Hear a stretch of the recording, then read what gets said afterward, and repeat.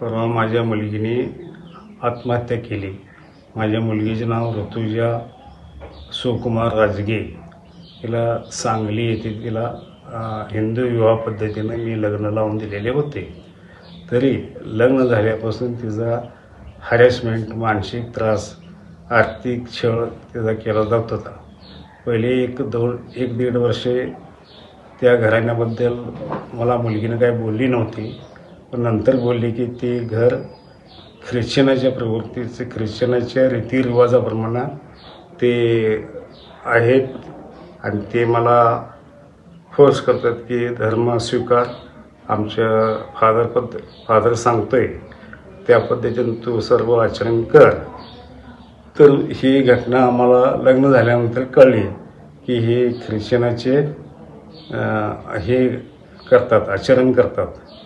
त्याच्यानंतर एकदा बोलवून घेऊन त्यांना समजावण्याचा प्रयत्न केला की आम्ही हिंदू धनगर असल्यामुळे आम्हाला तो प्रसार करायचा नाही माझ्या मुलगीला, किंवा माझ्या मुलगीवर त्याच्याबद्दल बायडिंग करू नका असं त्यांना सांगितलं। तरी पण त्यांनी वरचीवर हॅरेसमेंट करायचं काही बंद केलं नाही आणि आम्हाला म्हणतात की आमच्या धर्मामध्ये कन्वर्ट हो अशी आमच्या मुलगीला त्यांनी वारंवार प्रेशर दिला व त्रास दिला। त्या त्रासाला कंटाळून तिने परवा 6/6/2025 रोजी त्यांच्या घरी कुपवाड, यशवंतनगर कुपवाड येथे तिनं आत्महत्या केली। पंख्याला गळफास लावून आत्महत्या केली आणि तिने त्यावेळेला माझी मुलगी 7 महिन्याची गरोदर होती। तरी तिच्यावर फार मोठा अन्याय झाला तो, आणि त्यामुळे हॅरेसमेंटमुळे यांची धर्माच्या नावाखाली तिचा छळ करून बळी घेतला यांनी। असं महाराष्ट्रात भारत देशामध्ये हे ख्रिश्चन मिशनरींचं हे धर्मांतर जे आहे ह्याच्यावर कोणाचाही बळी जाऊ नये, त्यासाठी यांच्यावर कठोरात कठोर शिक्षा होऊन माझ्या मुलगीला होणाऱ्या बाळाला न्याय मिळावा ही माझी इच्छा आहे आणि कठोरात कठोर त्यांना शिक्षा झाली पाहिजे ही माझी आहे।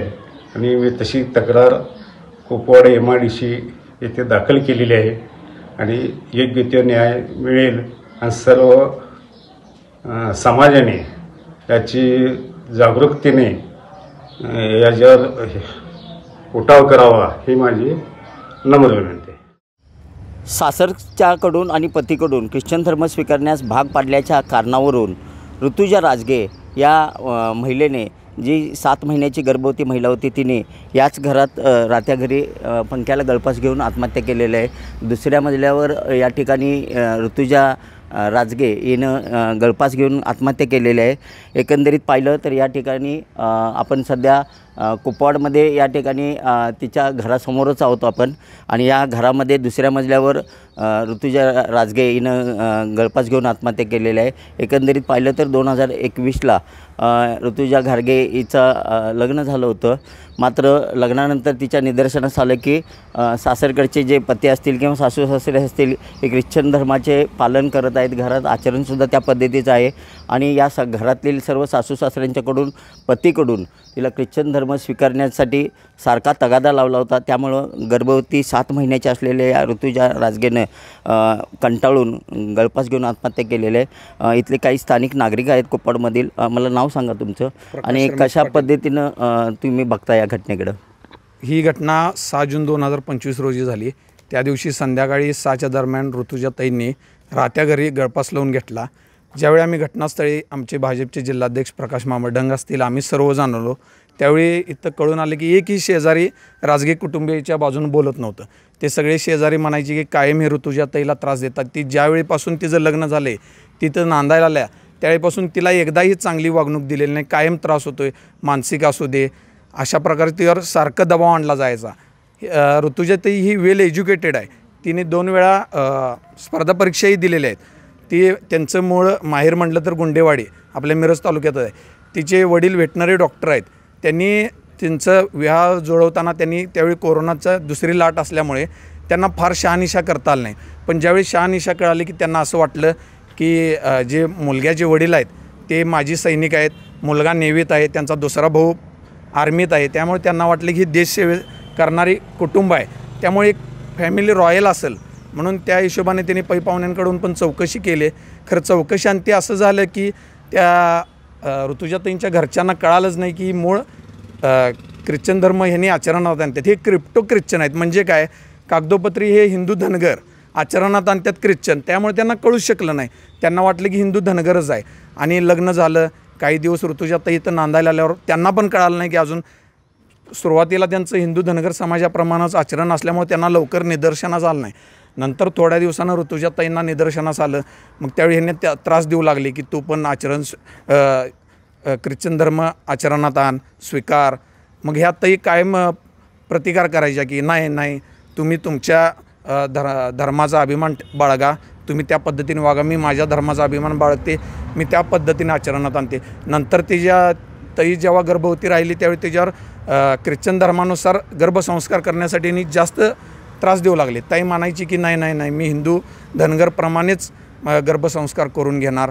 परत ते हे घराचं बांधकाम ज्यावेळी चालू होतं तेव्हा ताईच्या माहेरच्याकडून राजकीय कुटुंबियांनी पैशाची मागणी केली असता त्याच्या वडिलांनी चेकद्वारे किंवा ऑनलाईन पेमेंटद्वारे पैसेही दिले. परत काही दिवसांनी ताई माहेरच्यांना बोलल्यावर ते इथे येऊन गेले, सांगितले आल्यावर राजकीय कुटुंब नाही, तसं काय नाही, आम्ही हिंदू धनगरच आहे असं खोटं दाखवून दिले. परत मग त्यांना वाटलं ठीक आहे, परत ते निघून गेले. ताई पण तसंच सोसत गेली. आणि परत काय झालं, ख्रिश्चन धर्माचे पादरी काही दिवसांनी म्हणू लागले की तुमची सून जोपर्यंत ख्रिश्चन धर्म आचरणात आणत नाही तुमच्या घरात हे दोष राहणार, त्रास होत राहणार. त्यापासून आणि जरा ताईला प्रतिकार करू लागले, ताईवर जास्त दबाव आणू लागले. मग नंतर ताई ही भगवान गणेशांना पहिल्यापासून मानते लहानपणापासून, त्यामुळे ती संकष्टीचा उपवास करायची दर. आणि त्यांचं माहेरचं कुटुंब हे वारकरी कुटुंब असल्यामुळं महिन्यातल्या 15 दिवसातल्या एकादशी देखील करायच्या. त्या एकादशीला आणि संकष्टीला ताईचा उपवास असायचा. त्या दिवशी पण राजकीय कुटुंब मुद्दामून तिला मांसाहार आणायला लावायचे, शिजवायला लावायचे, खायला सांगायचे, पण ताई खात नव्हती. एवढा त्रास तिला देतोय. त्या त्रासाला कंटाळून ताई 7 तारखेला राहत्या घरी 7 महिन्याची गर्भवती असताना राहत्या घरी पंख्याला गळफास लावून आत्महत्या केली. मग आमची एवढीच मागणी आहे की ह्यात जे पादरी होते त्यांनी देखील या ताईला त्रास भरपूर दिला आहे धर्म आचरण आणण्यासाठी. त्यांची चौकशी व्हावी, त्यांच्यावर कठोर कारवाई व्हावी, जेणेकरून आमच्या अनेक ऋतुजाताई इथून पुढे वाचतील. आणि आमच्या गृहमंत्री साहेब देवेंद्र फडणवीस साहेबांकडे आमची एकच मागणी आहे की ह्यांच्या पादरी आणि ह्यात जेवढे सामील असतील राजकीय कुटुंबीय आणि त्यांना सहकार्य करणाऱ्या सर्व माणसांची सखोल चौकशी होऊन कठोर कारवाई आणि आमचे गृहमंत्री साहेब करतील हे आम्हाला अपेक्षा आहे. नक्कीच आपण पाहू शकता आपल्यासोबत भाजपचे जिल्हाध्यक्ष आहेत प्रकाश डंग. मला सांगा, ऋतुजाताईंनी एवढा अन्याय सहन करून शेवटचा जो पर्याय निवडला ते योग्य आहे का?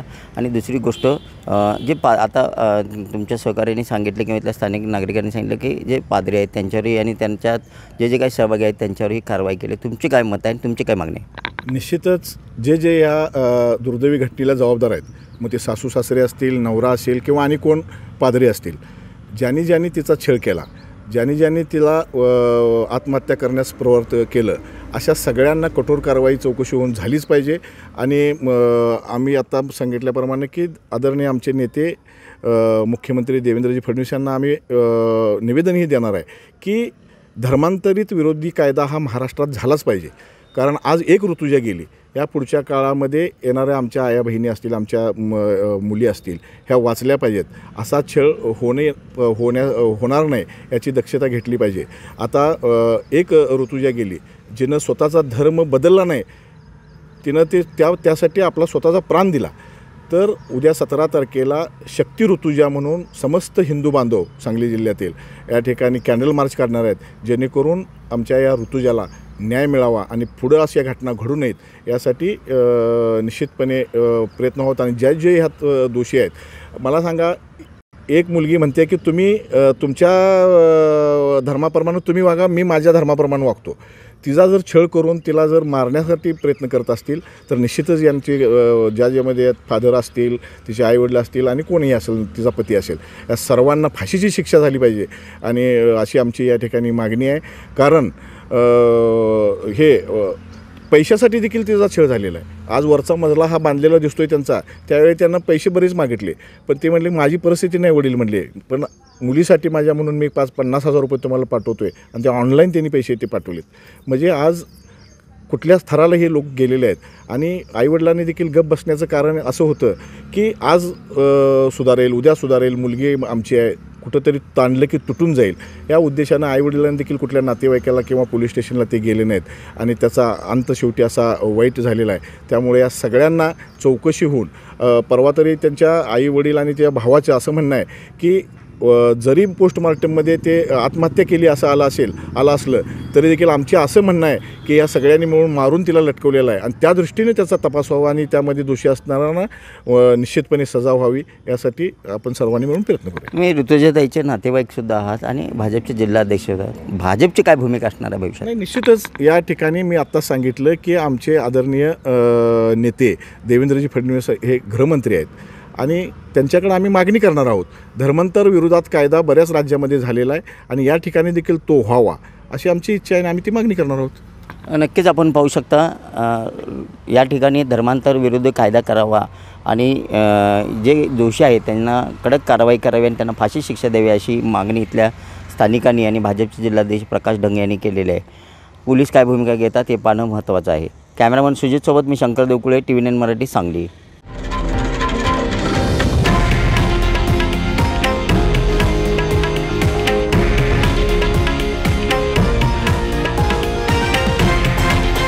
हे आहे देशातील नंबर 1 न्यूज नेटवर्क आणि आपण पाहत आहात TV9 मराठी, एकमेव.